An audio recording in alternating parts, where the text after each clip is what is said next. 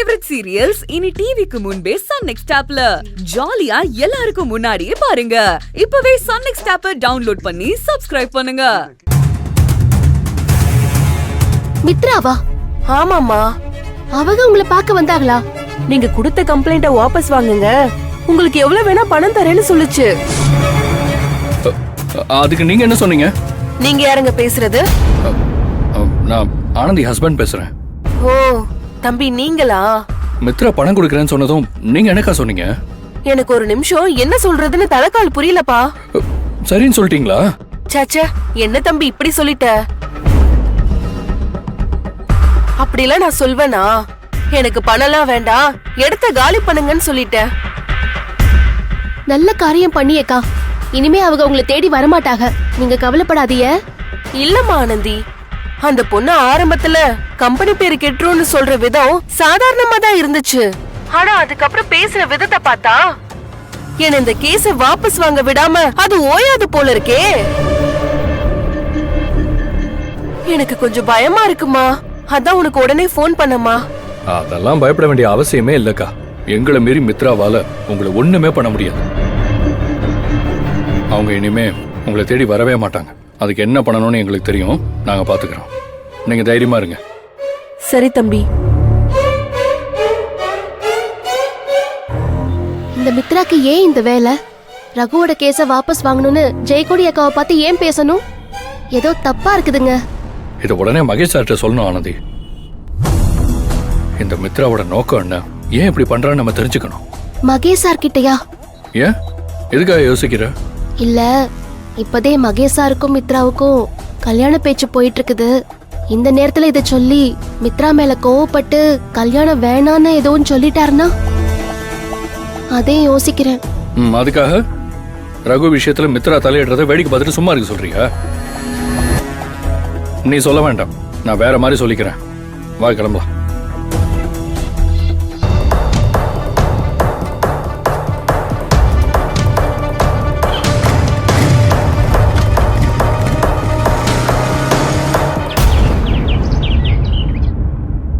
மகேஷ்க்கு எதுக்கு இந்த தேவையில்லாத வேலை? நீங்க எப்படி ஆண்டி மகேஷ் ஸ்டேஷனுக்கு போக விட்டீங்க? அந்த ஆனந்தி விஷயத்துல என்னைக்கு அவன் ஏன் பேச்ச கேட்டிருக்கான்? போதாததுக்கு அவனுக்கு கொம்பு சீவி விடுற மாதிரி சத்யாவோ இப்ப கூட சேர்ந்து ஹெல்ப் பண்றேன்னு சொல்றான். உங்க அங்கிளும் என்கரேஜ் பண்றாரு.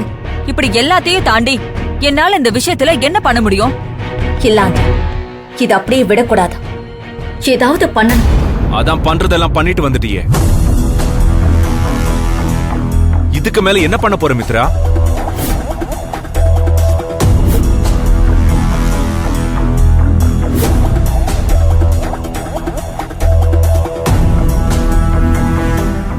மகேஷ், எவ்வளவு தைரியம் இருந்தா நீ ரகுவோட கேஸ வாபஸ் வாங்க சொல்லி ரகு வைஃப தேடி போய் பேசியிருப்ப. யார் உனக்கு அந்த ரைட்ஸ் கொடுத்தது? மகேஷ், இதுல ரைட்ஸ் கொடுக்கறதுக்கு என்ன இருக்கு? இது நீ சம்பந்தப்பட்ட விஷயம், நம்ம கம்பெனி சம்பந்தப்பட்ட விஷயம். இதனால தேவையில்லாம உனக்கு எந்த பிரச்சனையும் வந்துடக்கூடாதுன்னு தான் நான் அப்படி பண்ணேன். உன் மேல எனக்கு கன்சர்ன் இருக்குல்ல மகேஷ்? சின்ன, இது மகேஷ் சம்பந்தப்பட்ட விஷயம் இல்ல, நான் சம்பந்தப்பட்ட விஷயம். அன்பும் ஆனந்தியும் என்னோட கிளைண்ட்ஸ். நீ என்கிட்ட பெர்மிஷன் வாங்காம எப்படி நீயாவே ஒரு முடிவெடுத்து கேஸ வாபஸ் வாங்குறத பத்தி ரகுவோட வைஃப் கிட்ட போய் பேசலாம்? மா, என்னம்மா நீங்களும் புரியாம பேசுறீங்க? இந்த பிரச்சனை எவ்வளவு கிரிட்டிக்கல் ஆனதுன்னு யோசிக்கவே மாட்டீங்களா? இந்த பிரச்சனையால நம்ம கம்பெனிக்கு எவ்வளவு பெரிய கெட்ட பேர் வரும். அதை தாண்டி நம்ம மகேஷ்க்கு தனிப்பட்ட முறையில எதுவும் பிரச்சனை ஆகாதா? அத பத்தி நீ கவலைப்பட வேண்டாம் மித்ரா.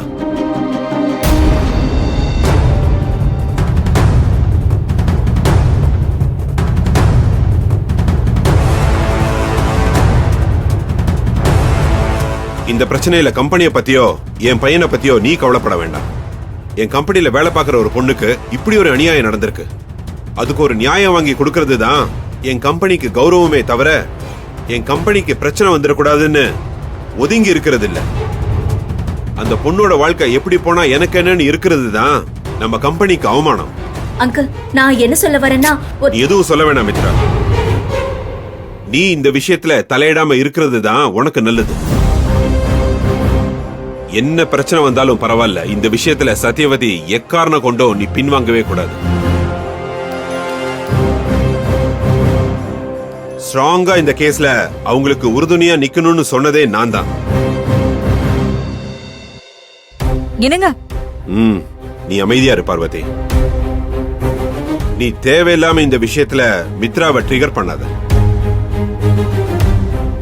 இங்க பாரு மித்ரா, நீயா இருக்கவே இந்த இஷ்யூவை பெருசாக்காம இதோட விட்டுட்டு போற. இதுவே வேற யாராவது இருந்தாங்கன்னா அவங்க மேலயும் கேஸ போட்டு தூக்கி உள்ள வைக்க சொல்லியிருப்பேன்.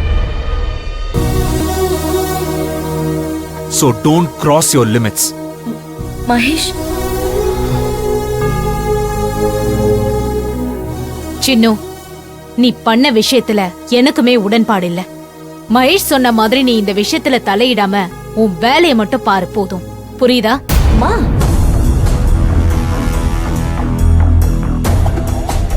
என்னங்க அவங்க 2 பேரும் எப்படி பேசிட்டு போறாங்க? நீங்க அவங்கள தடுக்காம நீங்களும் கூட சேர்ந்து எங்களுக்கு ஆப்போசிட்டா பேசிட்டு இருக்கீங்க. அந்த ஆனந்தியால கம்பெனி பேரு கெட்டு சீரழிஞ்சா உங்களுக்கு பரவாயில்லையா? இங்க பாரு மித்ரா, இப்பதான் உன் மேல எனக்கும் சரி மகேஷ்க்கும் சரி ஒரு நல்ல ஒப்பீனியன் வந்திருக்கு. தேவையில்லாம இவ பேச்ச கேட்டு அதையும் கெடுத்துக்காத. அங்கிள். மித்ரா, அவங்க பேசினதெல்லாம் நினைச்சு நீ எதுக்கும் ஃபீல் பண்ணாத. அவங்க என்ன வேணா சொல்லிட்டு போகட்டும், நாம அதை பாத்துக்கலாம். விடு. இல்ல ஆண்டி, இந்த விஷயத்துல நான் தான் அவசரப்பட்டுட்டேன். இந்த பிரச்சனையை வேற மாதிரி தான் டீல் பண்ணணும். நான் பாத்துக்கிறேன்.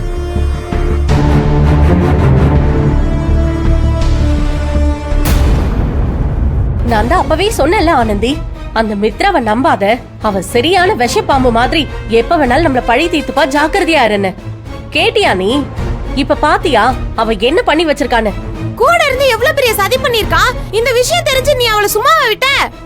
ஏன்டி இப்படி பண்ணேன்னு போய் 4 அறை விட வேண்டியதானே? இல்ல சௌந்தர்யா. என்ன இல்ல? எல்லாம் உன்ன சொல்லணும் ஆனந்தி. அவளை நம்புற பாரு, அதான் நீ பண்ண பெரிய தப்பு. அவள என்ன ஜென்மமோன்னு தெரியல. நீ வா, இன்னைக்கு அவளை உண்டு இல்லன்னு ஆக்கிடுறேன். ரெஜினா இருடி, அவசரப்படாத. ஐயோ பிரச்சனை வேண்டாம்.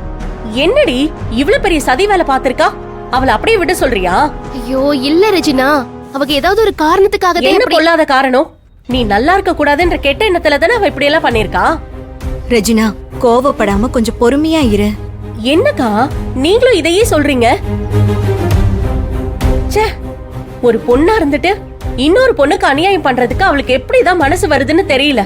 Stop it Regina.